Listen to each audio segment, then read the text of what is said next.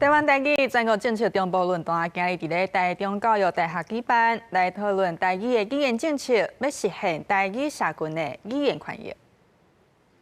台卡人坐甲满满，大家拢是来讨论关心台语政策的发展。台湾台语全国政策论坛、中部论坛2月7天伫台中教育大学举办，主要针对台语的语言政策、意识甲台语声望的建立这3大主题来讨论。中教大台语系主任杨文彦指出，虽然政府有建立台语的语料库，但是量上少，整体规划嘛无够周至。教育部开始伫建立这个语料，但是因为量真少，就是收集的资料，其实迄个速度目前算真慢吼。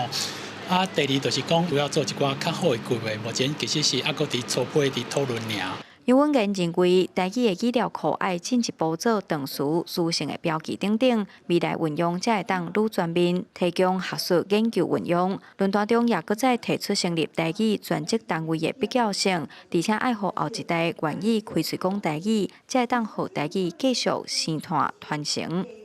大家拢足认真咧做，但是分数教育部学校文化部迄个做嘛足认真，但是都无相接啊。台语发展这条路吼，其实有一个上重要的问题，就是讲吼，囡仔爱安怎才会教伊台语？要声音讲，其实吼，毋是讲完全无撇步吼。我认为台语网啊吼，有生活化，有趣味化，吼，较有法度声囡仔啦吼。学者甲民间团体拢认为，台语的推动毋仅是文化保存的问题，嘛牵涉到制度、资源甲实际使用环境。政府无应该放任语言竞争，应该是爱提供教育资源、具体做法，弥补过去的不足，互本土语言更较有竞争力。记者杨淑晴台中报道。